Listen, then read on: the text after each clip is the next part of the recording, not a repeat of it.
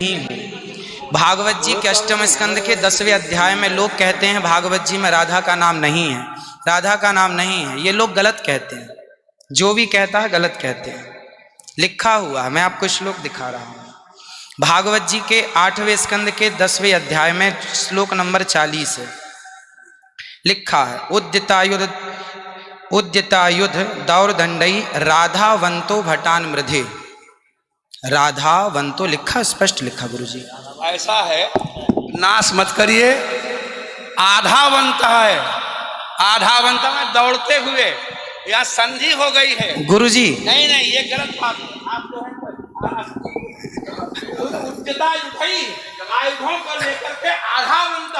गुरुजी गुरुजी गुरुजी गुरुजी गुरुजी, हम तो आपकी दास हैं। मत कीजिए ना। हमारे गुरुजी कहते हैं अयम अनर्थ ना ना गुरुजी, इसका अर्थ तो सुन लीजिए, इसका अर्थ तो सुन लीजिए। आप जब राधा बता रहे हो, सुनिए सुनिए गुरुजी, इसका अर्थ है राधावंतो भटान मृदेश का अर्थ गुरुजी ने बताया हमें। गुरुजी ने, हमारे गुरुजी, कोई गुरुजी नहीं बता सकता। हमारे गुरुजी कहते हैं बिल्कुल नहीं बना सकते, क्योंकि जब आप राधा बनाओगे तो सर्गे कहाँ जाएंगी गुरुजी? उद्यता युद्धई ही विसर्ग हो गया। गुरुजी, गुरुजी कहते हैं गुरु शब्द है। अब चलिए, भागवत जी में दूसरा है बधू। बधू प्रयोग हुआ है, बधू प्रयोग हुआ है। तो बधू का प्रयोग ये है कि वहां श्री राधा रानी का ही स्मरण है। नहीं, लोग कहते हैं राधा नहीं है, तो राधा जी का जिक्र तो कई जगह है। राधा पदवाच्य बधू, जिसका अर्थ संकेत अर्थ हो या लक्ष्यार्थ हो और व्यंग्यार्थ हो, इन तीनों अभिधावृत्तियों के द्वारा राधा शब्द एक भी जगह भागवत में नहीं है। इसलिए जहां बधू शब्द है वहां भी अर्थ राधा है। जहां बधू है, ऐसे पानी का अर्थ जल भी होता है। जहां राधा है, जहां बधू है वहां राधा है।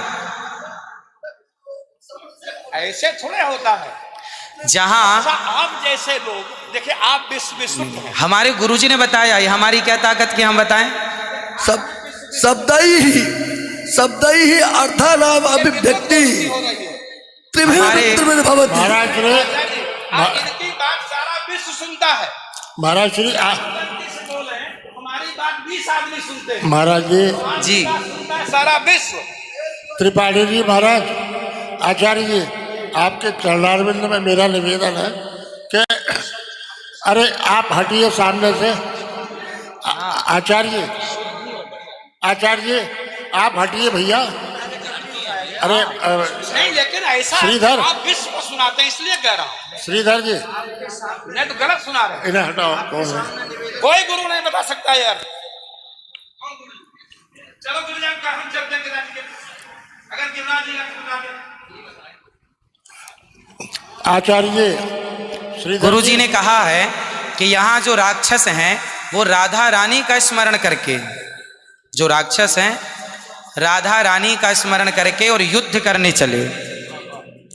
जो राक्षस हैं भटान मृधे जो है, गुरुजी ने बताया कि जो राक्षस लोग हैं वो किसका स्मरण करके युद्ध करने चले? श्री राधा रानी का। ब्रह्म वैवर्त पुराण के अनुसार राधा ही मूल आधार है। यहाँ तक कि राम में भी राधा छिपा हुआ। आप राम का अर्थ समझिए, राम मतलब राधा, माँ मतलब माधव, दोनों का एक अक्ष है, तो राम हो गए। ये बातें स्वीकार हैं, लेकिन और जैसे बधू, जैसे आपने कहा कि राधा जी भगवान श्री कृष्ण ने अपने कहा आओ मेरे कंधे पर बैठ जाओ, तो किसको, कौन है वहां पर? राधा जी हैं तो हैं, वहां बधू है।